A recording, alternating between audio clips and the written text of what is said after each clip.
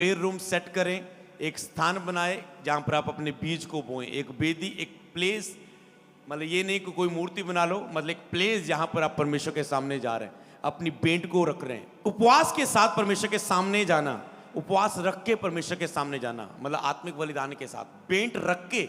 समझ पा रहे हैं आप? इसे प्रैक्टिकल समझें। आप भेंट रख रहे हैं और यहोवा के सामने प्रार्थना शुरू कर रहे हैं। आप फास्टिंग में होके आए हैं, आप एक बलिदान बन के आ चुके हैं यहोवा के सामने। अब फास्टिंग की अगर मैं बात करूं, जिसमें आप अपने आप का इनकार करते हैं, अपने आप को जीतते हैं और प्रभु के सामने अपने आप को प्रेम के साथ उसके आगे परमेश्वर के सामने बढ़ते हैं, तो ये आत्मिक बलिदान हम क्यों चढ़ाते हैं, क्यों करते हैं? कि परमेश्वर ने बलिदान ये क्यों दिया? कि परमेश्वर ने, जीसस ने जब ये बलिदान दिया था, क्यों दिया था? इफिसियां 5:2 कहता है प्रेम में चलो, प्रेम में चलो। इसे रुकना से इसे समझना, जैसे मसीह ने भी तुमसे प्रेम किया है, कहते तुम भी प्रेम में चलो जैसे मसीह ने तुमसे प्रेम किया। ओके, जीसस ने प्रेम तुमसे कैसे किया? और हमारे लिए अपने आप को सुखदायक सुगंध के लिए परमेश्वर के आगे भेंट करके बलिदान कर दिया। मसीह का प्रेम क्या था? कि हमारे लिए एक सुगंधित सुखदायक सुगंध परमेश्वर को मतलब चढ़ा देगी। एक पुराने नियम के अनुसार अगर समझे तो भेंट के रूप में हमारे लिए उसने अपने आप को चढ़ा दिया। मसीह ने हमसे प्रेम किया। कहते प्रेम में चलो जैसे मसीह ने तुमसे प्रेम किया। प्रेम में चलना यही है कि तुम आत्मिक बलिदानों के साथ परमेश्वर के साथ जुड़ना चाहते हो। ये है प्रेम, ये है आज के बलिदान, कि तुम आत्मिक बलिदानों के द्वारा परमेश्वर के साथ अपना प्रेम साबित कर रहे हो। परमेश्वर मैं आत्मिक बलिदान दे रहा हूं रूहों को बचाने के लिए। परमेश्वर मैं आत्मिक बलिदान में आ रहा हूं तेरी आवाज सुनने के लिए, तुझसे बातें करने के लिए, तेरे से संगति करने के लिए। परमेश्वर मैं आत्मिक बलिदानों को देता हूं कि मैं तेरी सेवा कर सकूं, तेरे वरदानों में बढ़ सकूं। समझ पा रहे हैं कि मैं तुझसे प्रेम करता हूं, तुझसे संगति कर सकता हूं, तो मैं शारीरिक विरोध को दूर करता हूं और अपने आप को आत्मा से परिपूर्ण करता हूं कि तेरी आत्मा के साथ एक हो सकूं और तुझसे सुन सकूं। कहते वैसे तुम भी बलिदान प्रेम करो, प्रेम में चलो। हालेलुया। अय्यूब प्रभु के सामने सीधा था, प्रभु का डर रखता था, वफादार था, ईमानदार था। क्या था? अमीर किया गया परमेश्वर के द्वारा। उसने आत्मिक बलिदान किया, आत्मिक उन्नति का कार्य किया, वो आशीषित था। अब्राहम ने प्रभु की आज्ञाकारी की। अब्राहम ने अपने पुत्र को देने को तैयार हुए, प्रभु से प्रेम किया, बढ़कर दिखाया प्रेम। अब्राहम सब वस्तुओं का दशवांश देता था, आत्मिक उन्नति का कार्य। अब्राहम जहां भी जाता प्रार्थना की वेदी बनाता था, आत्मिक उन्नति का काम। हालेलुया। पौलुस मारता कूटता है, बस में करता है, आत्मिक उन्नति का कार्य। दाऊद परमेश्वर की आराधना कर रहा है, आत्मिक उन्नति का कारण। दानियल 3 टाइम प्रार्थना कर रहा है, आत्मिक उन्नति का कारण। फिर उनके ऊपर जब षड्यंत्र आया, शेरों के मुंह बंद कर दिए गए, क्योंकि वो आत्मिक उन्नति में हमेशा चल रहा था। समझ पा रहे? मैंने बताया था कि आपके आसपास क्या हो रहा है कोई मायने नहीं करता। कोई आपके षड्यंत्र रच रहा है, कोई जादू टोना कर रहा है, कोई शैतान है, कोई शैतान आपको गिराना चाहता है, कोई लोग आपको गिराना चाहता है, कोई लड़की गिराना चाहती है, कोई लड़का गिराना चाहता है, कोई आपको बिजनेस में गिराना चाहता है, कोई आपके नुकसान के लिए इसको सोच रहा है, कोई आपका फैमिली मेंबर आपसे प्यार से बात नहीं कर रहा है, लड़ाई झगड़ा कर रहा है। कोई मायने नहीं करता आपके आसपास क्या हो रहा है। जब आप आत्मिक उन्नति कर रहे हैं, सब कुछ बदलना शुरू हो जाएगा यीशु मसीह के नाम। तो इसके लिए आपको कार्य में जाना है। समझ पा रहे हैं? नंबर 3 बलिदान, भेंट के साथ, फास्टिंग के साथ पवित्र बलिदान बन के परमेश्वर के सामने जाना। आप ये ध्यान दें कि आप केवल आत्मिक कार्य ना करते जाएं, आपको पवित्र बलिदान के रूप में इस महीने में रहना है। तो आपको पवित्र बलिदान के रूप में, कि आपको इन दिनों में होलीनेस के लिए अधिक से अधिक बलिदान देना है।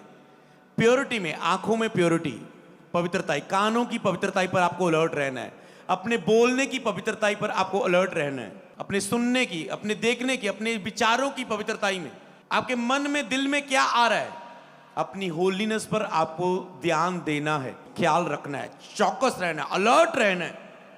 और ये जब आप अलर्ट रहोगे और एक स्ट्रॉन्ग होलीनेस में जाओगे, अपनी इच्छाओं को दूर करते हुए। फास्टिंग मतलब बलिदान, मरना अपने आप के लिए। हालेलुया।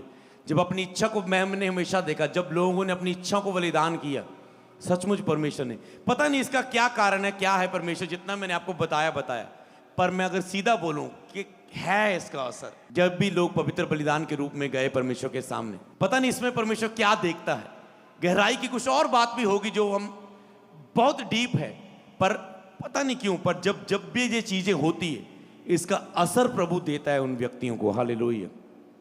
उसका असर ये नहीं कि आप कहते हैं कि मेरा 15 दिनों के बाद वीजा आने वाला है और वीजा ना आया, आप कहते हैं मुझे तो असर नहीं हुआ। हो सकता है उसका असर आपके वीजे पर नहीं आया, पर कहीं और हिस्से में भरपूरी के साथ आया। हालेलुया। तो इसलिए प्रभु को अपनी इच्छा से जज ना करें, पर मैं आपको बताऊं असर उसका आपकी लाइफ में रहता ही है, एक आत्मिक बलिदान का आपके जीवन में। पवित्र बलिदान अपने आप का इनकार करते हुए जो परमेश्वर चाहता है वो करना, यह भी एक आत्मिक बलिदान है। अपने आप का इनकार करना। कई बार आप अपनी इच्छाओं से चलते रहते हैं, अपने तरीके से, जो आपको अच्छा लगता है, पर जब आप बलिदान के रूप में आते हैं, आप अपने आप का इनकार करते हैं, अपने लिए मरते हैं, और जो परमेश्वर चाहता है आप वो करते हैं।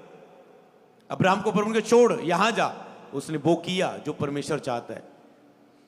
जीसस के ऊपर पिता की इच्छा थी वो बलिदान हो, उसने कहा ओके पिता तेरी मर्जी पूरी हो। पौलुस को बताया गया कि वहां जाके तुझे बांधा जाएगा, तुझे मारा जाएगा, पीटा जाएगा, वो कहता है डोंट वरी, मैं मरने के लिए भी तैयार हूं। समझ पा रहे? तो वो था उसका बलिदान, मसीह के लिए प्रेम। हालेलुया। तो आपको वो करना जो परमेश्वर चाहता है। कहता है प्रभु अगर वहां पर मुझे भेजता है, वहां पर कार्य करना है तो मैं करूंगा, चाहे उसके लिए मुझे कोई भी कीमत क्यों ना चुकानी पड़े। परमेश्वर की इच्छा को पूरा करने के लिए बलिदान होना आत्मिक बलिदान है, कि जो प्रभु कहे उसे करना। तो कहे को प्राप्त करने के लिए आवाज सुनना जरूरी है कि प्रभु क्या कह रहा है, प्रभु क्या चाहता है। जब आप पवित्र फास्टिंग और बोने के बलिदान में जाते हैं तो प्रभु की आवाज आप सुनने लग जाते हैं। आराधना में बलिदान करते हैं तो आप अपने आप का इनकार करते हैं, आप वो सुनने लग जाते हैं। फिर जब सुनने लगे हो फिर उसे करना, कि जो प्रभु ने ये कहा मैं से करता हूं। ओके प्रभु कहता है फास्टिंग रख, ओके प्रभु रखते हैं खुशी के साथ, बस ओके प्रभु शुरू है। समझ पा रहे? ये कर, ओके प्रभु करता हूं। ये इतना बोना है तुझे स्पेशल, ओके प्रभु बोता हूं। समझ पा रहे? ये चीज छोड़नी है अभी तुरंत, ओके प्रभु मैं तुरंत छोड़ता हूं। आपको बलपूर्वक तुरंत फैसले लेने अपनी लाइफ में, ये स्ट्रांग है, आपको करना होना बहुत जरूरी है। 5वां पॉइंट, वचनों की आज्ञाकारी एक आत्मिक बलिदान है। इसी में से मेल खाता है जब प्रभु आपको कोई वचन दे, उस वचन की आज्ञाकारी, जो बाइबल में पढ़े, प्रचार में सुने, उसको मानने लग जाना, ये एक आत्मिक बलिदान है। आज आपने फास्टिंग का वचन सुना, मानने लगे, आत्मिक बलिदान है। ये एक डिफरेंट कार्य है, इसे आप ना मानेंगे आज्ञा तोड़ना नहीं। ये एक आपके लिए कि आप कितना प्रभु से प्रेम करते हैं, प्रेम के कारण आप कितना बलिदान करते हैं, आप कितना भूखे हैं, कितना आप चाहते हैं अपने जीवन में, कितना आप ढीले हैं। ऐसे भी पास्टर है जो कहते मुझसे नहीं मरा जाता मेरे कलीसिया के लिए। वो ठंडी सांस लेके सेवा करते हैं, अपनी इच्छाओं को, अपने आप को खुश करते हुए, अपने आप के लिए स्वार्थी बनते हुए। पर ऐसे भी है जो दूसरों के लिए अपने आप को बलिदान करते हैं। समझ पाए? तो यही फर्क है कि आप परमेश्वर के लिए क्या करते हो उसकी आज्ञाकारिता में। 6वां पॉइंट, अधिक से अधिक निरंतर प्रार्थना में रहना एक आत्मिक बलिदान है। मैं प्रार्थना की बात नहीं कर रहा हूं, अधिक से अधिक प्रार्थना करना ये एक आत्मिक बलिदान है। जब आप प्रार्थना में टूट रहे होते हैं, ज्यादा से ज्यादा आप प्रार्थना करते हैं, आप एक आत्मिक बलिदान लेके जा रहे हैं। हो सकता है फास्टिंग के बलिदान में, पर आप अधिक से अधिक प्रार्थना नहीं कर रहे हैं, तो आपने एक बलिदान ये नहीं कर रहे, एक कर रहे हैं। अधिक से अधिक आत्मिक बलिदानों में जाओ, अधिक से अधिक निरंतर प्रार्थना करना। 7वां पॉइंट, अपने जीवन को प्रभु की महिमा के लिए देना, उसकी सेवा के लिए, अपने अंगों को उसकी महिमा सेवा में यूज करना, अपने टैलेंट को उसकी महिमा के लिए यूज करना। क्या है तेरे पास, उसको भवन के लिए, उसकी महिमा के लिए, उसके कार्यों के लिए यूज करो। सेवा में जीना उसकी महिमा के लिए। जब आप सेवा करते हैं आप उसकी महिमा के लिए जी रहे हैं, आप गा रहे हैं, आप बजा रहे हैं, सेवा कर रहे हैं, आप उसकी महिमा के लिए जी रहे हैं। ये एक आत्मिक बलिदान होता है, प्रभु की महिमा के लिए जीना। 8वां पॉइंट, परमेश्वर की स्तुति, आराधना और महिमा करना।